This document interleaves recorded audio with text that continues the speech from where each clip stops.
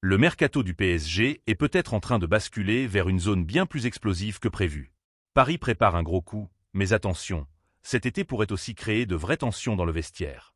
Entre un gardien de classe mondiale capable de rebattre toute la hiérarchie, une pépite tricolore convoitée par l'Angleterre, un jeune talent qui rêve de Paris mais qui pourrait finir bloqué par la concurrence, et surtout Bradley Barcola dont le choix pourrait redessiner tout le plan de Luis Campos, le club de la capitale avance sur une ligne de crête. Et ce qui rend cette situation encore plus brûlante, c'est le départ déjà acté de Gonzalo Ramos. Paris récupère une somme confortable, mais perd au passage un vrai numéro 9. Une question se pose alors très clairement. Le PSG va-t-il recruter intelligemment pour renforcer le projet de Luis Enrique, ou risque-t-il de casser un équilibre qui a pourtant fait ses preuves ces 2 dernières saisons?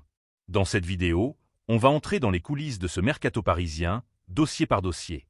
Ce qui avance, ce qui bloque, ce qui pourrait exploser dans les prochains jours, et surtout pourquoi une seule décision pourrait provoquer un effet domino sur l'ensemble de l'attaque du PSG. Avant de commencer, si vous suivez de près l'actualité du Paris Saint-Germain, abonnez-vous à la chaîne. Beaucoup d'entre vous regardent nos vidéos régulièrement sans être abonnés, et votre soutien nous aide vraiment énormément à continuer ce travail chaque jour.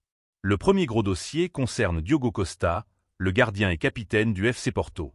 Depuis plusieurs mois, son nom circule autour du Paris Saint-Germain, mais cette fois le dossier semble prendre une tournure beaucoup plus concrète. Selon plusieurs sources concordantes, dont RMC Sport et l'équipe, le club parisien a engagé des discussions avancées avec le club portugais pour recruter son portier de 26 ans. Diogo Costa n'est clairement pas un simple nom ajouté à une longue liste de pistes.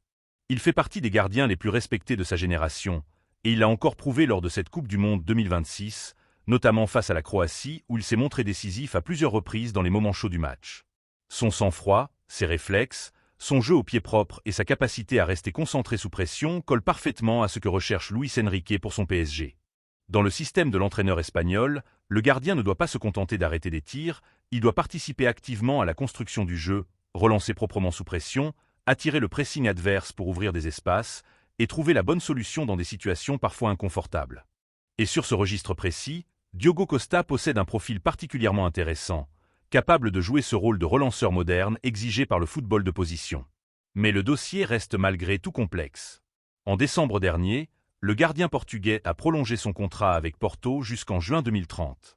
Sur le papier, cette prolongation pouvait laisser penser à une volonté de s'inscrire durablement au club. Mais selon plusieurs médias portugais, dont Abola, cette même prolongation aurait aussi permis de redéfinir certaines conditions contractuelles, notamment une clause libératoire ramenée à 60 millions d'euros.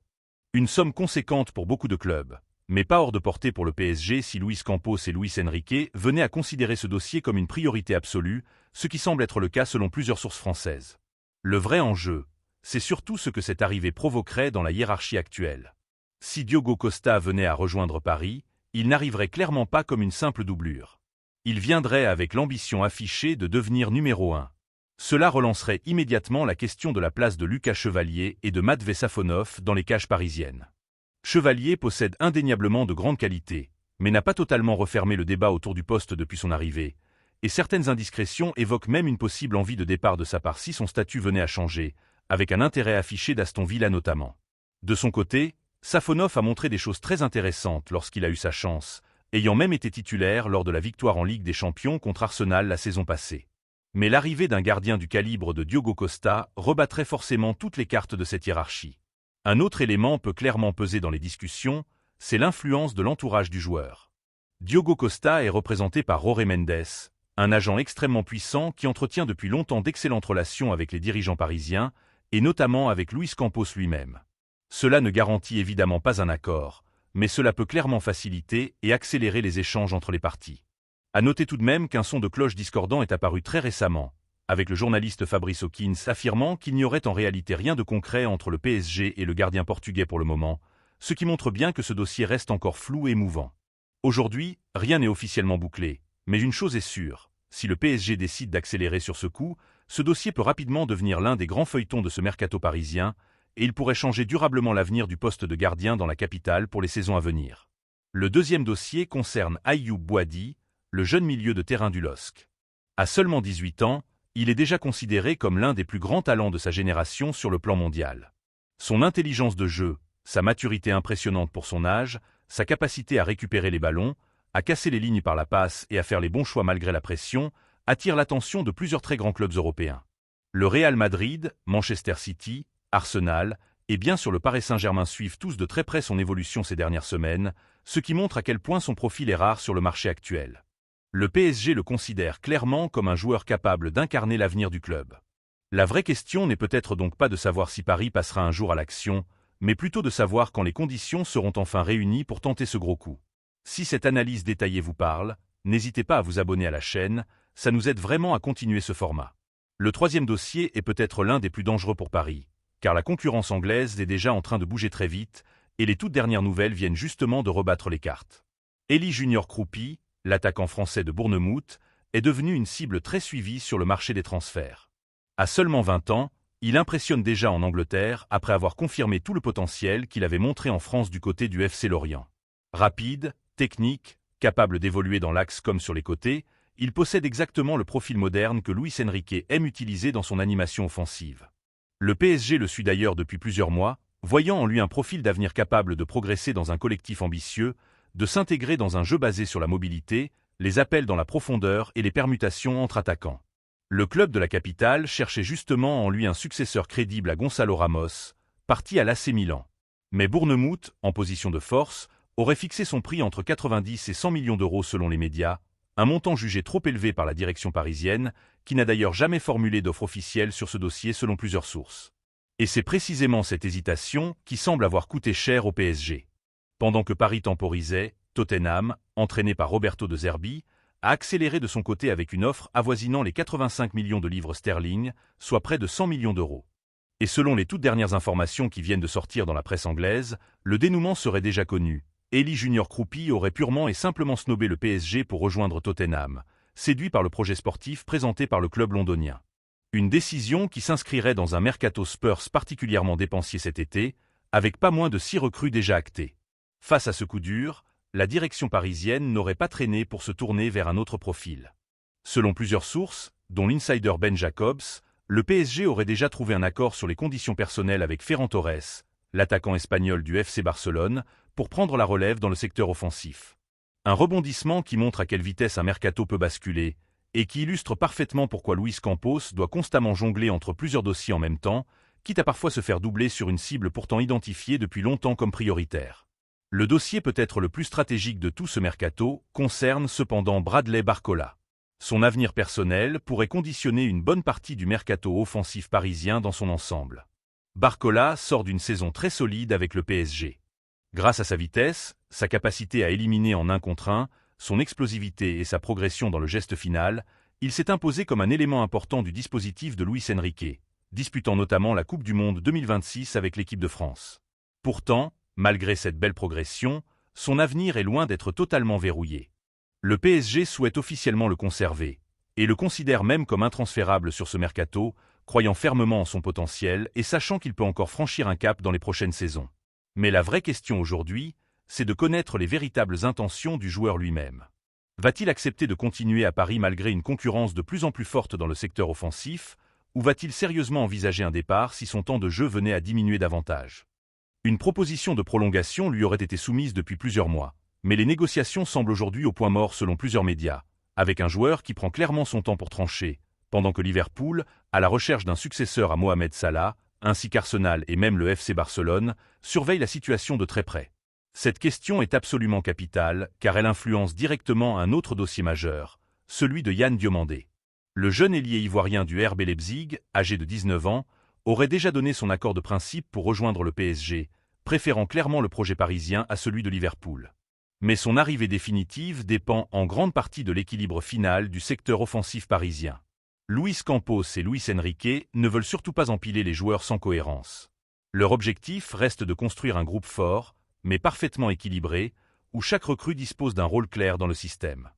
Reste que Leipzig réclamerait une somme XXL avoisinant les 130 millions d'euros pour lâcher son international ivoirien, une demande qui complique sérieusement les négociations, certaines sources évoquant même la possibilité d'inclure un jeune joueur parisien comme Ibrahim Mbaye dans la transaction pour faire baisser la facture.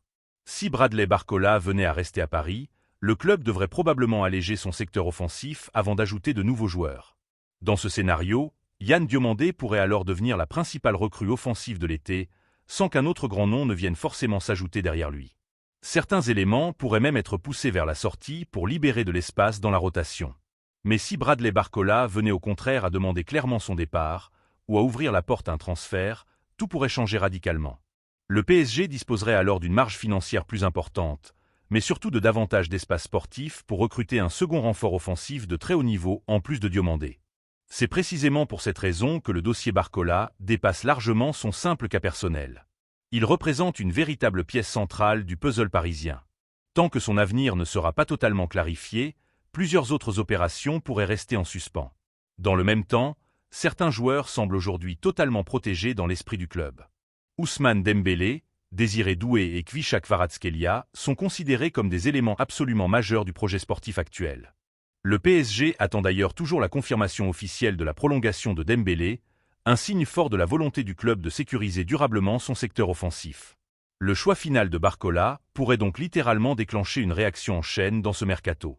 S'il reste, Paris cherchera avant tout à équilibrer intelligemment son groupe.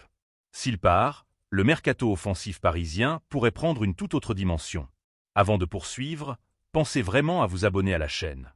Beaucoup d'entre vous regardent régulièrement nos vidéos sans être abonnés, et si vous appréciez ce travail sur l'actualité du PSG, votre abonnement reste le meilleur soutien possible pour nous aider à continuer chaque semaine. Un autre tournant important de ce mercato, c'est bien sûr le départ déjà officialisé de Gonçalo Ramos. Après 3 saisons passées au Paris Saint-Germain, l'attaquant portugais a quitté le club le 30 juin dernier dans le cadre d'un transfert vers l'AC Milan estimé à plus de 70 millions d'euros. Son passage dans la capitale restera particulier à bien des égards. Ramos était arrivé avec l'étiquette d'un vrai numéro 9, capable de marquer, de peser physiquement dans la surface et d'apporter une présence constante devant le but adverse. Il a fait preuve de professionnalisme et d'engagement tout au long de son passage, participant à plusieurs succès importants du club, dont la conquête historique de la Première Ligue des champions parisienne. Mais il n'est jamais réellement parvenu à devenir un titulaire indiscutable dans le système de Luis Enrique. La raison est avant tout tactique. L'entraîneur espagnol privilégie une attaque très mobile, avec des joueurs capables de permuter, de participer activement au pressing, de s'impliquer dans la construction du jeu et de créer des espaces par leur déplacement incessant. Gonçalo Ramos reste avant tout un pur finisseur de surface, davantage taillé pour un système avec un point d'ancrage fixe devant. Il pouvait être redoutablement efficace dans ce genre de dispositif, mais le PSG actuel fonctionne selon une philosophie assez différente.